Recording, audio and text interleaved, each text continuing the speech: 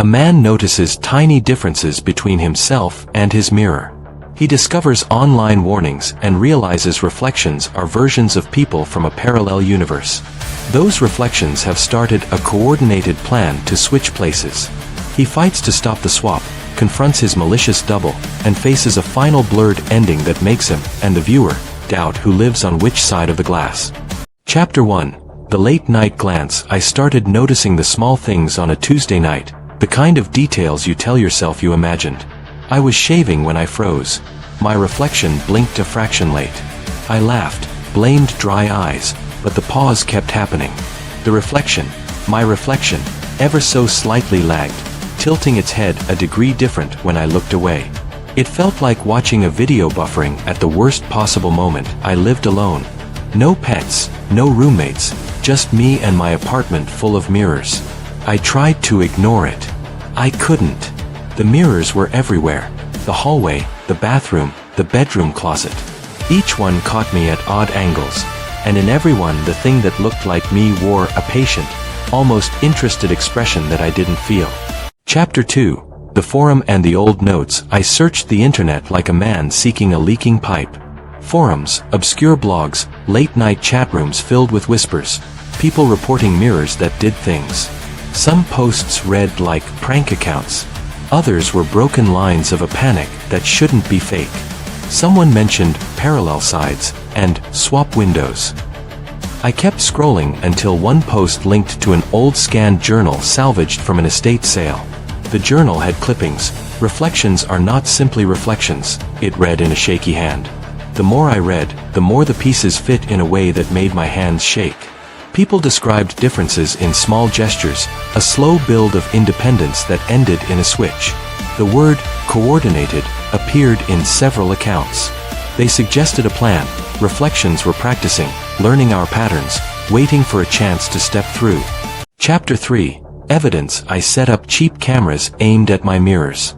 I was half embarrassed, half terrified, but I needed proof. The footage at first was stupid, me shaving, me brushing my teeth. Then I noticed the moments when I wasn't looking. One camera caught a shadow of movement in the glass when I'd stepped into the next room. Another showed the reflection leaning forward when I turned away to grab a towel. In one clip, the face in the mirror smiled in a way I had never seen. It was deliberate. The clips synchronized with others I found online. The pattern emerged like a map. At 3 in the morning, reflections were busiest. They tilted, tested angles, learned to mimic, then to mislead. It stopped feeling like a malfunction and started feeling like preparation. Chapter 4. The Confrontation. I waited until 3.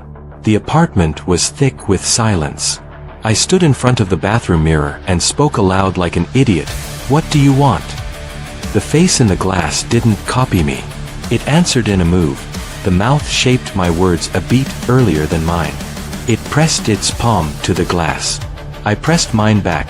We tested each other for a long time. Small pushes, sudden turns, the reflection perfectly opposite yet intent on proving it could be separate. Then it smiled, and when it did, the room felt colder. It tapped the glass from the inside as if tapping a plan into place. I understood then. It was ready to swap. Chapter 5. The Switch. I tried everything. Covering mirrors, turning them to the wall, breaking glass. Nothing stopped the rhythm. The reflections adapted. One night, I woke to find my room shifted, photos reversed, my left-handed mug on the right side of a shelf. I was not the only one anymore. The reflection sat across from me on my own bed, calm, composed, occupying the space I knew as mine. I lunged. We collided into the glass like two actors fighting to swap roles. The world went thin and sharp. For a moment, I saw through to a dim room where my double smiled with hunger. Then there was a pain like being pulled through cold water, and everything went black. Chapter 6. Aftermath. When I came to, I wasn't sure which side I woke up on.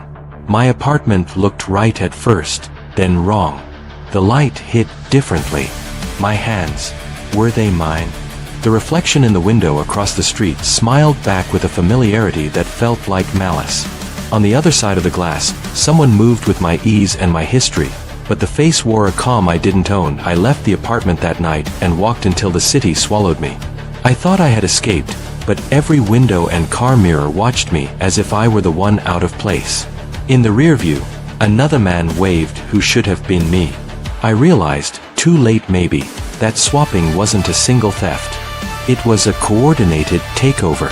They had learned us so well we would not be recognized. If you glance in the mirror after watching this, pay attention to the blink. If it is even slightly off, do not turn away. If this video made your skin crawl, please subscribe to the channel, activate notifications, give the video a like, leave a comment, and share the video.